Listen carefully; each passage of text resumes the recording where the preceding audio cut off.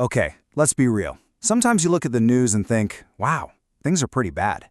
But have you ever really wondered, what was the absolute worst time in all of human history to be born? I mean, we're talking about periods of such unimaginable horror. It makes today look like a walk in the park. Well, today we're going to take a little trip, a journey through some of humanity's darkest hours. So picture this. You're not trying to invent a time machine. No, you're not some genius in a lab coat on the verge of splitting the atom. You're microwaving a burrito, and you made a rookie mistake. You left the foil on, and then, bam, a spark, a flash. And next thing you know, your kitchen appliance has turned into a really, really bad time machine, hurtling you on a completely unplanned trip through history's worst moments. So, where do you land first? The year is 1994. You kind of stumble out of this, burrito-scented portal, and for a split second, you're ecstatic. The 90s, heck yeah. The music, the movies, the investment opportunities. Yeah, your plan is all set. You're going to catch The Lion King on opening weekend, watch the first episode of Friends, maybe throw $100 at this little up-and-coming company called Microsoft, but then a bullet zings right past your head and that whole fantasy just shatters. You're not in line for a movie. You're in the middle of the siege of Sarajevo, standing on a street the locals call, with horrifying accuracy, Sniper Alley. And this wasn't some isolated incident. The conflict you've landed in would end up killing more than 100,000 people across Bosnia. It was a period of such raw, unimaginable horror that it was later recognized as a genocide, a targeted effort that wiped out about 3% of the entire Bosniak population. But here's the really chilling part. You know what makes 1994 a serious contender for one of the worst years ever?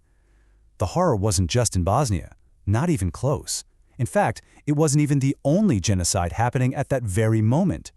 At the exact same time, on the other side of the world, in Rwanda, a truly horrific campaign was being carried out by Hutu militias against the Tutsi population. In just a matter of months, up to 662,000 Tutsis were slaughtered, many by hand with machetes. It was a massacre so efficient and brutal, it wiped out almost 70% of the country's Tutsi people. Think about that. That's a staggering 7% of Rwanda's entire population. Gone. And the chaos was just everywhere. 1994 was also the midpoint of the brutal Sri Lankan Civil War. It was the year Russia invaded Chechnya. A leading presidential candidate in Mexico was assassinated.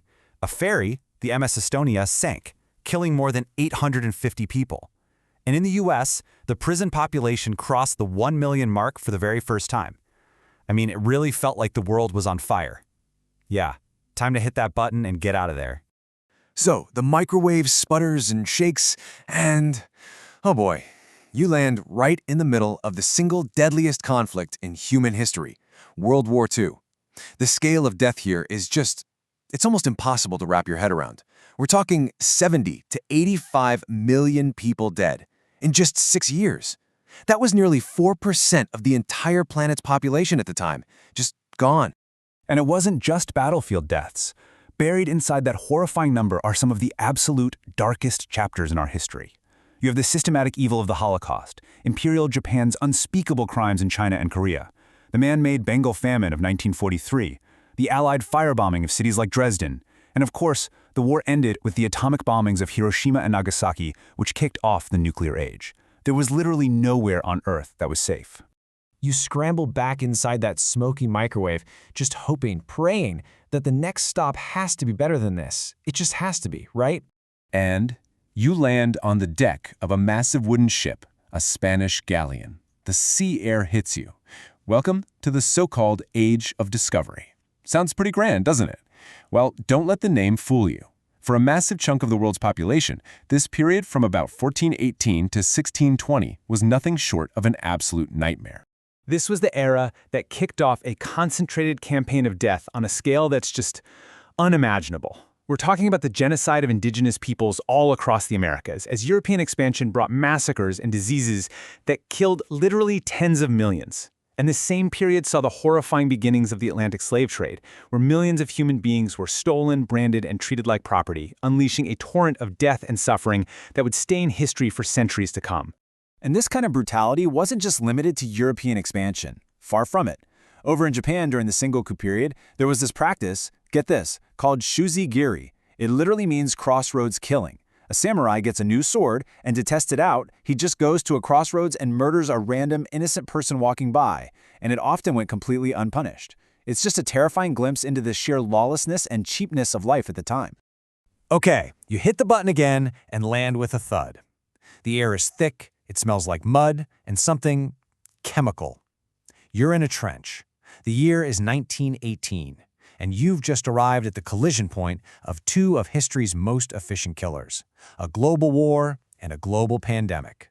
Humanity was literally fighting a war on two fronts. You had World War I, this brutal, hellish trench warfare that killed somewhere between 15 and 22 million people and wounded 23 million more.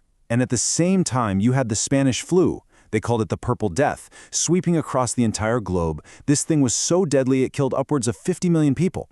It was so bad it dropped the average life expectancy in the United States by a staggering 12 years. Can you even imagine? It must have felt like the world was ending. You're desperate for a break, so you make another jump, hoping for anything better. But this time, you land in 1348. The air is foul, and the streets are just littered with bodies. Welcome to the Great Dying. You've just arrived at the peak of the single deadliest pandemic in human history, the Black Plague. I mean, look at these numbers. The plague wiped out between 30 and 60% of Europe's entire population. Some estimates put it at nearly half the continent, gone. It was basically a coin flip whether you lived or died. It was this gruesome, agonizing death, and the so-called medicine of the day was completely useless against it. The sheer scale of death was enough to completely alter the course of Western civilization.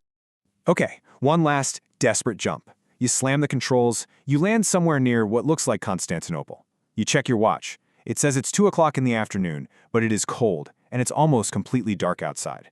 You have finally arrived in what many historians and scientists now believe was the single worst year to be alive, ever. The year 536 AD. Just listen to this quote from a Roman politician, Cassiodorus, living at the time. "We marveled to see no shadows of our bodies at noon." Can you imagine that? A mysterious, thick fog had just blotted out the sun across most of the northern hemisphere. It plunged the world into this constant, eerie twilight. People were living in near-total darkness 24/7. So what caused this? A massive, massive volcanic eruption in Iceland. It spewed so much ash into the atmosphere that it literally blocked out the sun, creating a volcanic winter. This kicked off the single coldest decade in over 2,300 years.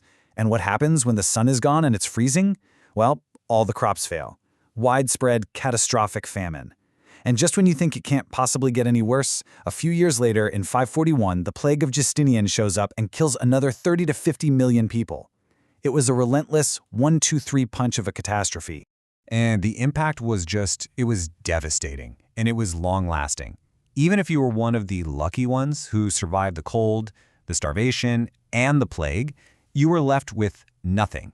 The economy of Europe completely collapsed. It was so shattered that things didn't even begin to recover until the year 640. That's more than 100 years later. You have seen enough, more than enough. You dive back into the microwave, slam the controls, and just rocket backward, past centuries, past millennia of human misery. You finally come to a stop, tumbling out into the snowy wilderness of North America, 13,000 years in the past. In the distance, you can see a group of early humans armed with spears hunting a giant mastodon. And as you watch them, a question pops into your head. After seeing the absolute worst of what humanity is capable of, the cruelty, the genocide, the disease, would you rather take your chances here, facing down a prehistoric beast with nothing more than a sharpened stick? What do you think?